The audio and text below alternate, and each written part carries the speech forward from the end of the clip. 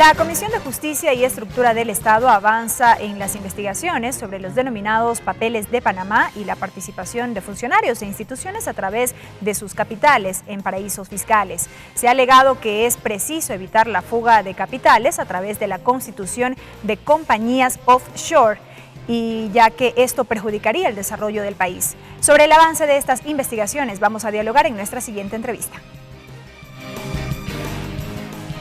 María Ángel Muñoz, abogada en posgrado en Seguridad Ciudadana, ex vocal del Tribunal Electoral de la SUAY, asambleísta de SUAY por Alianza País, vicepresidenta de la Comisión de Justicia de la Asamblea Nacional. Asambleísta Muñoz, qué gusto tenerla nuevamente en este espacio. Bienvenida. Muchas gracias, Belkis. Un saludo a la ciudadanía que nos acompaña. Decíamos en la presentación de la entrevista, asambleísta, la Comisión de Justicia, de la cual usted es su vicepresidenta, avanza en estas investigaciones luego que así lo resolviera el Consejo de Administración Legislativa CAL, el caso de los papeles de Panamá. ¿Qué ha podido recabar hasta el momento la Comisión? Bueno, el proceso de investigación ha sido muy importante y es que a partir de las develaciones de los Panama Papers, pero además asumiendo una responsabilidad enorme, la Asamblea Nacional ha impulsado una investigación sobre todos los efectos que ha tenido las empresas offshore y los paraísos fiscales en el Ecuador. Y es así que hemos podido convocar a diferentes autoridades de instituciones de control, como aquellas relacionadas a la Contraloría General del Estado, al Servicio de Rentas Internas, a las superintendencias, pero además hemos solicitado información a diferentes funcionarios que han tenido una relación directa o indirecta con los paraísos fiscales. Pero nuestra investigación no se ha centrado exclusivamente en vigilar y hacer un seguimiento a los entes de control y a los funcionarios que han tenido una relación o vinculación con empresas offshore, sino también hemos estado analizando cuál es el modus operandi, por ejemplo, de empresas o grupos económicos del Ecuador con relación a las empresas offshore, que a partir de las cuales se ha evadido y se ha hecho realmente un fraude fiscal, afectando, como usted muy bien lo dijo, a la estabilidad económica y que por ende también ha sido una causa estructural de la desigualdad en el Ecuador y en la región. Yo creo que es importante también decirle a la ciudadanía que a nivel mundial los organismos, ya sean legislativos o ejecutivos, han impulsado un proceso de investigación a propósito de los Panama Papers, donde se ha podido identificar las lagunas legales, por ejemplo, que han permitido la fuga, la salida de capitales, evadiendo o eludiendo los impuestos, pero además que tienen una vinculación en muchos de los casos con lavado de activos, con testaferrismo. Entonces, hemos avanzado sustancialmente. Con la ampliación del espectro en el marco de las investigaciones, asambleísta, ¿qué novedades ha podido escuchar en este caso la Comisión? Bueno, el día de hoy precisamente tuvimos la comparecencia del doctor Leonardo Orlando y precisamente él pudo darnos información adicional que es muy importante dentro del ámbito privado. Recordemos que las universidades, de acuerdo a nuestra Constitución y de acuerdo a la Ley Orgánica de Educación Superior, son entidades sin fines de lucro. Pero por lo visto, lo que se ha dicho de ciertas universidades particulares privadas, de que no son sin fines de lucro, sino más bien sin lucro sin fin, precisamente han evidenciado ciertos casos, entre ellas 5 universidades reconocidas a nivel nacional que tienen una vinculación con empresas offshore y a partir de esta vinculación ha permitido, por ejemplo, que ciertos rectores ganen doble sueldo, pero adicionalmente ganen sumas exorbitantes de dinero, afectando por ende a la estabilidad de la comunidad universitaria. A la vez se está identificando que a muchos estudiantes se les está cobrando de más en ciertas universidades, por ejemplo, donde el semestre les cobran $6,000 por semestre, es decir, al año $12,000, y que por ende esa utilidad que se están incorporando dentro de los manejos económicos de las universidades responsabilidades están saliendo a paraísos fiscales a través de empresas offshore. El día jueves, jueves, hemos convocado a la Comisión de Justicia tanto al economista Leonardo Orlando como también a René Ramírez, representante del CES, para identificar y ahondar en el tema, porque nosotros, como decimos, dentro de la investigación no nos vamos a concentrar en el sector público, sino también en el sector privado. En este sentido, precisamente con lo que usted señala, asambleísta Muñoz, ¿cuál es el ámbito de acción en este caso de la Comisión de Justicia? Porque entenderíamos que un poco, claro, todo iba dirigido, las investigaciones iban dirigidas al ámbito público, pero ¿qué pasa cuando se trata de privados? ¿Allí cómo se procede?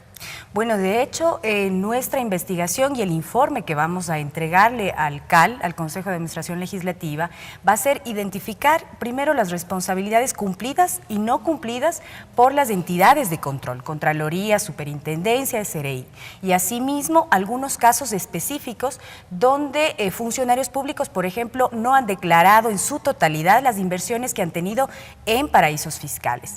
Pero adicionalmente, a partir de la identificación del modus operandi del sector privado, de los grupos económicos que han estado evadiendo o eludiendo impuestos y su obligación fiscal, finalmente vamos a determinar también las falencias que pueden estar existiendo en la ley, a partir de las cuales estos sectores privados hacen de las suyas, afectando a la economía y a la dolarización, porque recordemos que nuestro país, al ser un país dolarizado, depende mucho del circulante, de las divisas que se encuentran en el país. Y si estas están saliendo sin pagar impuestos o sin seguir los caminos legales, pues evidentemente afectan a la estabilidad económica del país. Lo que implicaría evidentemente eventuales reformas.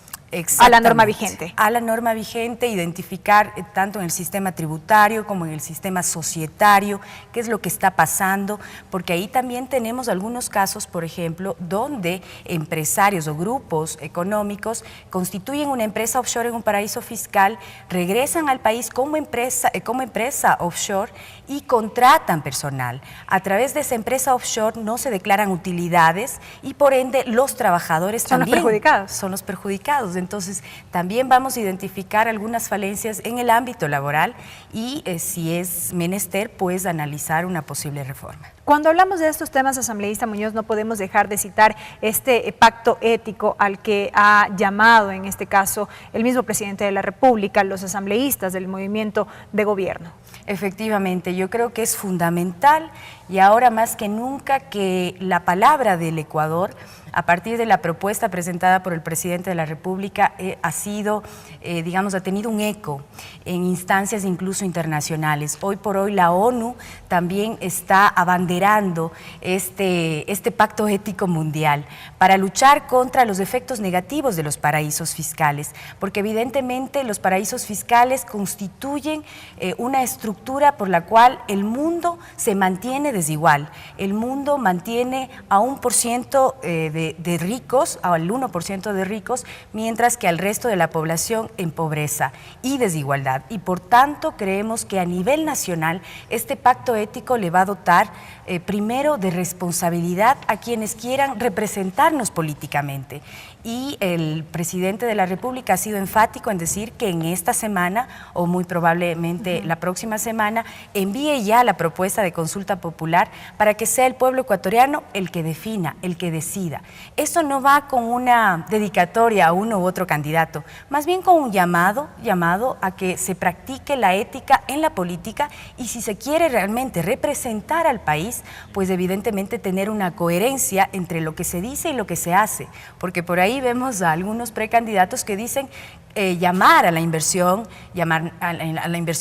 nacional o extranjera, pero que sin duda ellos son los primeros en sacar su dinero a paraísos fiscales. Entonces necesitamos una corresponsabilidad de frente, absolutamente ética en el ejercicio de la política. Pero allí, asambleísta Muñoz, de parte de la oposición se señala y se cuestiona que precisamente varios de los nombres que han saltado en el marco de estas investigaciones han tenido vinculación con el gobierno. ¿Allí qué decir? Bueno, de hecho han tenido una vinculación al ser, por ejemplo, en el caso de Alex Bravo, es gerente de Petroecuador, pero hay que reconocer que es el mismo gobierno, por ejemplo, la autoridad tributaria, el director del SRI, fue quien impuso la denuncia frente a un posible tráfico de influencias. Lastimosamente no tenemos digamos, una normativa legal que establezca el impedimento y adicionalmente la penalización de una persona por tener una inversión en paraíso fiscal. Eso no está penado. Eso más bien se lo está manejando desde un ámbito ético para exigir de los funcionarios públicos y de los quienes quieran representarnos políticamente de que no mantengan estas inversiones en el extranjero. Sin embargo, creemos necesario, y por eso estamos indagando sobre las declaraciones juramentadas y patrimoniales de los funcionarios públicos, de que la Contraloría debe hacer el seguimiento para que en el caso, por ejemplo, de perjurio por haber ocultado, por haber, digamos, negado la propiedad de una inversión o de un bien inmueble que ha estado en nombre de una offshore, pues evidentemente impulse un proceso penal, porque el perjurio no sería identificado ni sancionado por la Asamblea Nacional, sino ya por instancias penales. Brevemente, ya con esto cierro, asambleísta Muñoz, sobre el trabajo propio de la Comisión de Justicia, ¿cuándo ya contarían con este informe y qué más se tiene previsto, adicional a lo que ya nos ha informado previsto para esta semana? Bueno, de hecho, más allá de la reunión que tengamos esta semana para identificar a fondo cuál es la problemática de las universidades privadas, que inicialmente se está anunciando de que son 5 universidades, entre ellas la Universidad San Francisco de Quito, la UDES, la Universidad SEC, la Universidad de las Américas, entre otras. Adicionalmente existen informaciones que nos están llegando, inclusive de otros asambleístas, entre ellos de Fausto Cayambe, indicando que no son 5 universidades, sino que son 7 universidades, y frente a eso vamos a abordarlo en forma completa, íntegra. Luego vamos a convocar nuevamente al Contralor General del Estado y así también a otras autoridades, como por ejemplo las superintendencias, para identificar algunos procesos que tenían que llevarse a cabo. Por ejemplo, la desinversión de aquellos capitales que tenían los bancos privados en paraísos fiscales, por ejemplo, el mismo Banco del Austro, el Banco de Guayaquil, en su tiempo el Banco de Pichincha, el Banco del Pacífico, para identificar cuál ha sido el proceso de desinversión, porque la ley estableció 1 año como plazo máximo para que los capitales de bancos nacionales no tengan a su vez capitales en el extranjero.